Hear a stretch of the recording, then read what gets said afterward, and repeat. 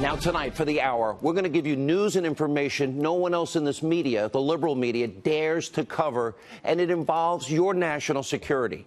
The evidence is now becoming more clear every single day.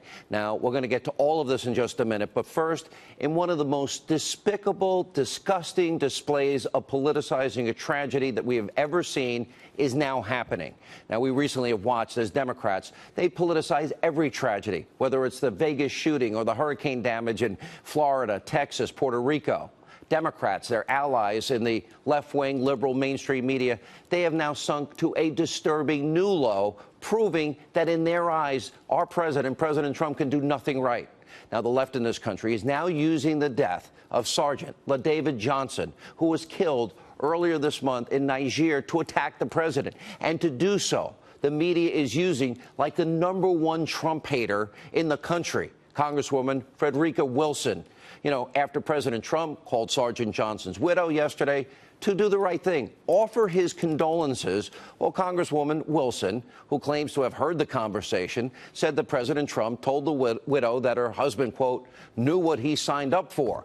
And apparently there was more to the sentence. The president reportedly also said he knew what he signed up for, but when it happens, it really hurts. It still hurts. The media is leaving that part out in most instances. Now, Congresswoman Wilson also went to CNN, of course, fake news, to continue to trash the president. They give everybody who wants to trash the president a forum over there for calling the widow and the president offering his condolences. Watch this. I didn't hear the whole phone call, but I did hear him say, I'm sure he knew what he was signing up for, and but it still hurts. I was livid when I heard that. To say that this young man stayed in school, did all the right things, went into the service, became a sergeant so quickly that he signed up for his own death? That is so insensitive. It is so taken out of context. Now, President Trump is firing back against the Congresswoman's claims. Watch this. Didn't say what that Congresswoman said. Didn't say it at all. She knows it, and she now is not saying it. I did not say what she said, and I'd like her to make the statement again, because I did not say what she said. Now, Congresswoman Wilson's attacks against the president are not a surprise. She has been vicious from day one against President Trump, going after him for months. We'll have more on that in a minute, which the media won't tell you. But first, let's assume for a second, let's assume that maybe the president was slightly inarticulate in his offer of condolences to the sergeant's widow. Let's assume for just a second. Isn't what the president's saying here that anybody who signs up for the military, they know the danger, they're courageous, they're heroes. Every brave American who signs up to defend their country does so knowing those dangers, knowing they may end up making the ultimate sacrifice. Isn't that why we honor military members? Because they put their lives on the line for us every single day in America, and they don't ask for a whole lot in return? Isn't that part of the equation? Sergeant Johnson, to his family, our thoughts and prayers are with you. He is a hero. Everybody in this country should honor him for his service. And by the way, you have to be a really sick, twisted, ugly person that puts politics first, which most of the media is today, to think that the president got up out of bed, purposely got on the phone, and wanted to hurt this family after what happened to them. That's what you would have to believe this story. Look, I don't really think the president got on the phone to hurt the slain soldier's family. He was being thoughtful. He was trying to comfort them. And by the way, the White House has witnesses. They say the context of the phone call is what's important. By the way, and the Congresswoman, what she said, well, it's only part of what the president said. Now, there's also a big question that we all need answered in all of this. Is Congresswoman Wilson trying to exploit a tragedy here? And by the way, use a tragedy as an opportunity to attack the president, because it appears she is. She's hated the president from day one. No one else is telling you that in the media. This is not the first time the Congresswoman has attacked the president personally. Back in May, she was already predicting President Trump's impeachment, saying, quote, he doesn't realize that he is on the brink of impeachment and people will begin to call for him to be impeached, and the Republicans will have to join in because they need to be on the right side of history. And in August, Wilson proved she was no fan of President Trump. She tweeted, quote, well, if you support racists, you're a racist. At real Donald Trump supports racists because he's a racist. That's what she says about our president. In June, she tweeted, if real Donald Trump was a student at a school I served as a principal and behaved so crudely, he'd be expelled. Back in March, she was pushing the Russia collusion conspiracy theories. And finally, in June, in reaction to James Comey's testimony, she put out a statement saying, quote, what Comey described is impeachment of Justice 101. If all I heard is true and corroborated by his former colleagues in the investigation, I believe there's no question President Trump will be impeached. This is the woman that is leading this cause against the president who called a widow in one of the worst moments in her life, the sad loss of her child. And, of course, following right behind the Congresswoman, we have all the sheep in the lapdog media piling on the president, assuming the worst in President Trump, assuming that the Trump-hating Congresswoman is correct. They run, of course, only one side of the story. Watch this, as usual.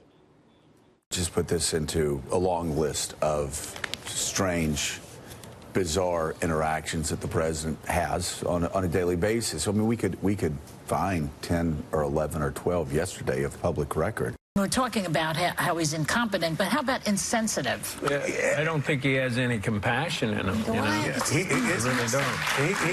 He has no empathy. President Trump is now embroiled in a new controversy about what he said to the widow of Sergeant LaDavid Johnson, one of 4 soldiers killed in that ambush in Niger. Every one of them are phony hypocrites. You know why? Where was the media outrage when it was revealed that then President Obama, he didn't even call one of his own generals, now President Trump's chief of staff, General Kelly, when his own son was killed in Afghanistan in 2010. Did you hear anything from any of those people in the media back then? I tend to doubt it. And there's also a 2010 report from a local Washington paper that says when a Gold Star parent called the White House to talk to President Obama, he was told Obama didn't typically make those kinds of calls. No wonder, according to a new Politico poll, 46% of the American people think you in the media make up stories about the president. You know why they think it? Because it's true. You do. And, of course, it's selective moral outrage once again. Now, in a few minutes tonight, you're going to meet a Gold Star mom, Karen Vaughn. She begged President Obama to not bring cameras when her son was being brought home in a coffin. And President Obama did it anyway. So I'm sick of everyone in the media, all their feigned outrage, all these lawmakers that hate President Trump and making their living off hating President Trump, like Congresswoman Wilson. I have a challenge for all of you overpaid, spoiled brats in the media. Okay, you care about the family? We should focus on the family. And guess what? I heard that this wife is pregnant. I'm going to personally donate. I've already done it. $14,000. You can donate $14,000 tax-free. So fake Jake Tapper, are you going to donate $14,000 and match it? Anderson Cooper, what about you? You make enough money. What about all you liberals over at Conspiracy TV? What about Rachel Maddow, Lawrence O'Donnell? You going to pony up? How about Humpty Dumpty Stelter? So I'm so sick and tired of all of you people exploiting tragedies, believing the worst, and doing nothing to help these people. Put up the money. Also tonight, our second breaking news story. The Hill's John Solomon has uncovered another massive Democratic scandal that is raising serious legal questions about the Obama administration and the Clintons. Now, here's a quick overview of what we now know as this is developing every hour. According to John Solomon and Circa News' Sarah Carter, in 2009, the FBI uncovered evidence showing that the Russia, remember? Russia, Vladimir Putin, that their nuclear industry officials were engaging in bribery and kickbacks and money laundering and other criminal activities. We knew about it in an effort to move and advance Vladimir Putin's influence on America's uranium market.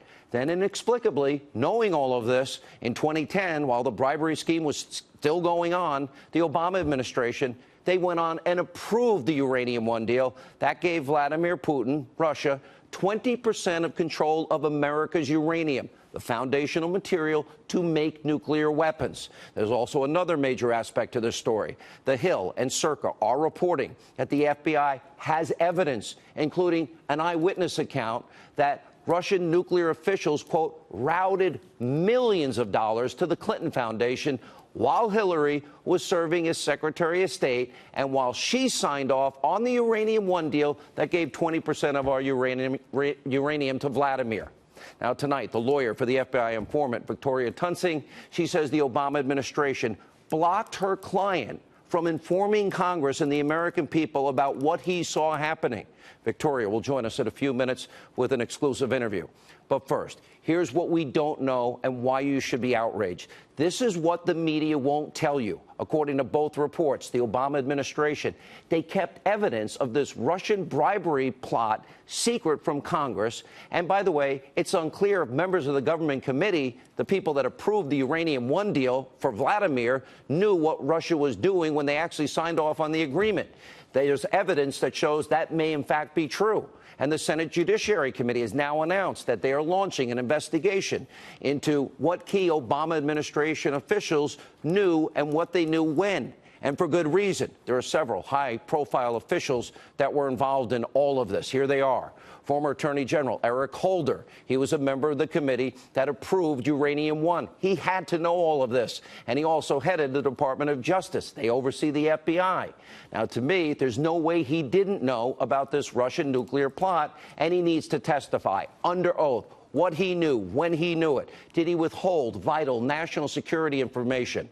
Then there's a now Deputy Attorney General, Rod Rosenstein, and he's now Deputy FBI Director, Andrew McCabe. Two other people, watch their names. They were the only ones who oversaw the FBI's investigation into this Russian bribery, so there's no way that they weren't aware of what was happening. So tonight, the burning question is, why were they silent? Why didn't they sound the alarm about Russia while uranium was being approved, this deal to give to Putin? And by the way, next on the list, special counsel Robert Mueller. He was the FBI director back in 2009 when all this probe was going on, the bribery probe. You know, given what we now know, Mueller should not be in charge of any investigation as it relates to Russia or Russian collusion or election interference because he has yet another massive conflict of interest. But since it appears that Mueller will be sticking around, maybe he should focus on the actual evidence of real Russian collusion. Everything is here, all the evidence. All that Mueller and his team needs to do is corroborate the facts. Now today, in an effort to be fair, to get answers, we reached out to Eric Holder, to Robert Mueller, Andrew McCabe, Rod Rosenstein, Bill and Hillary Clinton, the Clinton Foundation. We asked all of them to comment about these explosive reports. The Department of Justice did respond about McCabe and Rosenstein. They stated, quote, per long-standing department policy, we don't comment on the existence or course of investigations. The Clinton Foundation, they did get back to us. They're denying the story. And big surprise, we didn't hear back from any others that we reached out to. Shocker.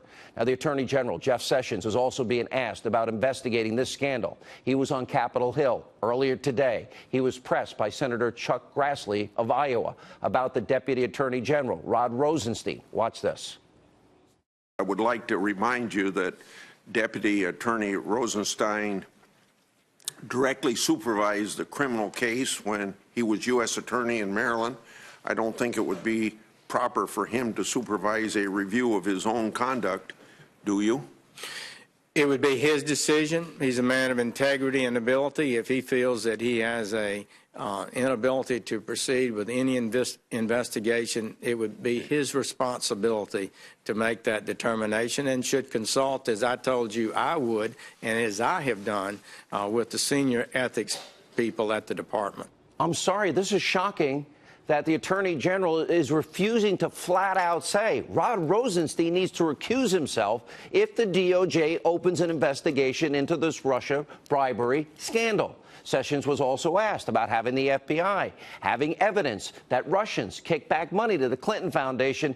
He refused to comment on that publicly. Now, we've been saying this for months. If the Attorney General believes in equal justice under the law, he needs to investigate the Clintons because there's overwhelming, incontrovertible criminal evidence against them. They should not get a free pass just because they have money, name, power, and influence. That's not how our system of justice is supposed to work.